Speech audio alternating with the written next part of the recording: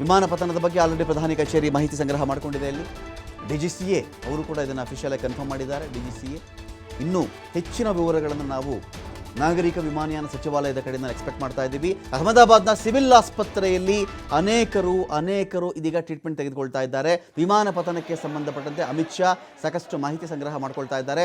242 ಜನ ಪ್ರಯಾಣಿಸ್ತಾ ಇದ್ರು. ಬೆಂಕಿ ನಂದಿಸುವ ಕಾರ್ಯ ಭರದಿಂದಾಯಿತು. ಸಿವಿಲ್ ಆಸ್ಪತ್ರೆ ಅಹಮದಾಬಾದ್ನ ಕಡೆಗೆ ವಿಮಾನದಲ್ಲಿ ಪ್ರಯಾಣಿಸ್ತಾ ಇದ್ದಂಥ ಯಾರೆಲ್ಲ ಗಾಯಾಳುಗಳಾಗಿದ್ದಾರೋ ಬದುಕುವ ಸಾಧ್ಯತೆ 1% ಇದೆ ಅಂದರೂ ಸಾಕು, ಅವರೆಲ್ಲರನ್ನೂ ಕೂಡ ರಶ್ ಮಾಡ್ತಾ ಇದ್ದಾರೆ ಆಸ್ಪತ್ರೆ ಕಡೆಗೆ. ಇದೀಗ ಅಹಮದಾಬಾದ್ನ ಆಸ್ಪತ್ರೆಗಳು ರಶ್ ಆಗ್ತಾ ಇದೆ. ಇಲ್ಲಿ ಅಗ್ನಿಶಾಮಕ ಸಿಬ್ಬಂದಿ ವಾಹನ ನಾವು ಇಲ್ಲಿ ನೋಡ್ತಾ ಇದ್ದೀವಲ್ವಾ, ಈ ಎಲ್ಲ ವಾಹನಗಳು ಕೂಡ ಇಲ್ಲಿ ಯಾರೇ ಬದುಕುಳಿದರೂ ಇಮ್ಮಿಡಿಯೇಟ್ ಅದಕ್ಕೆ ರೀಸನ್ ಏನು ಅಂದರೆ ಅಗ್ನಿಶಾಮಕ ವಾಹನಗಳು ಇಮ್ಮಿಡಿಯೇಟಾಗಿ ರೀಚ್ ಆಗಿದೆ. ಎಲ್ಲಿಯೂ ಕೂಡ ವಿಳಂಬಕ್ಕೆ ಅವಕಾಶ ಇಲ್ಲದ ರೀತಿಯಲ್ಲಿ ಆ ವಿಮಾನದ ಪ್ರಯಾಣಿಕರನ್ನು ಮನುಷ್ಯರನ್ನು ಕಾಪಾಡುವ ಕೆಲಸಕ್ಕೆ ಅಹಮದಾಬಾದ್ನ ಎಲ್ಲ ಜನ ಕೂಡ ನಿಂತಿದ್ದಾರೆ, ಸಿಬ್ಬಂದಿ ನಿಂತಿದ್ದಾರೆ. ಇಲ್ಲಿ ಮಾನವೀಯತೆ ಮೆರಿತಾ ಇದ್ದಾರೆ ಎಲ್ಲರೂ ಕೂಡ. ವಿಮಾನ ಪತನ ಆಗಿರ್ತಕ್ಕಂಥ ದೃಶ್ಯ ಇದು. ಫುಲ್ ಫ್ರೇಮಲ್ಲಿ ನಾವು ನಿಮ್ಗೆ ತೋರಿಸ್ತಾ ಇದ್ದೀವಿ ನೋಡಿ. ಈ ವಿಮಾನ ಸುಮಾರು 1 ಗಂಟೆ 38 ನಿಮಿಷಕ್ಕೆ ಟೇಕ್ ಆಫ್ ಆಗಿತ್ತು.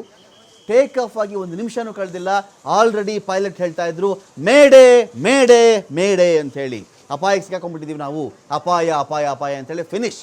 ಅದೇ ಲಾಸ್ಟ್ ರೀ. ATCಗೆ ಒಂದು ಮಾಹಿತಿ ಬರುತ್ತಲ್ಲ, ಏರ್ ಟ್ರಾಫಿಕ್ ಕಂಟ್ರೋಲ್ಗೆ ಆ ಮಾಹಿತಿ ಬರುತ್ತಲ್ಲ, ಅದೇ ಲಾಸ್ಟ್ ಆಗಿತ್ತು. ಟೆಕ್ನಿಕಲಿ ಹಾಗಾದರೆ ವಿಮಾನ ಸರಿಯಾದ ಪರೀಕ್ಷೆಗೆ ಒಳಪಟ್ಟಿರಲಿಲ್ವಾ? ಪ್ರಶ್ನೆ ಬಂದೇ ಬರುತ್ತೆ ಇಲ್ಲಿ. ಈ ವಿಮಾನಕ್ಕೆ ಸಂಬಂಧಪಟ್ಟ ಒಂದು ಮಾತು ಹೇಳ್ತಾರೆ ಕೆಲವರು, ಯಾರು 100% ಅಂತ ಯಾವುದೇ ವಿಮಾನಕ್ಕೆ ಸಂಬಂಧಪಟ್ಟಂತೆ ಹೇಳಲ್ಲ.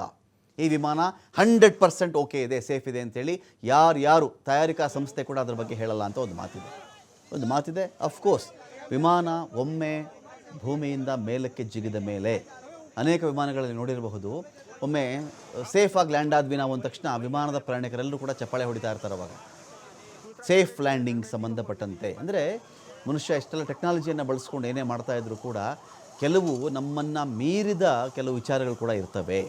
ಏನೇ ಹ್ಯೂಮನ್ ಎರರ್ ಇದ್ದೇ ಇರುತ್ತೆ, ಟೆಕ್ನಿಕಲ್ ಎರರ್ ಕೂಡ ಇರಬಹುದು. ಆದರೆ ಇದೀಗ ವಿಮಾನದಲ್ಲಿ 242 ಪ್ರಯಾಣಿಕರಿದ್ದರು. ಇದರಲ್ಲಿ 12 ಜನ ಸಿಬ್ಬಂದಿ, 230 ಜನ ಪ್ಯಾಸೆಂಜರ್ಸ್ ಪ್ರಯಾಣಿಕರಿದ್ದರು. ಇದರಲ್ಲಿ ಟೇಕ್ ಆಫ್ ಆದಂಥ ಕೆಲವು ಸೆಕೆಂಡ್ಗಳಲ್ಲಿ ವಿಮಾನ ಏನೂ ನಿಮಗೆ ಸಿಗಲ್ಲ, ಆ ಮಟ್ಟಕ್ಕೆ ಉರಿದು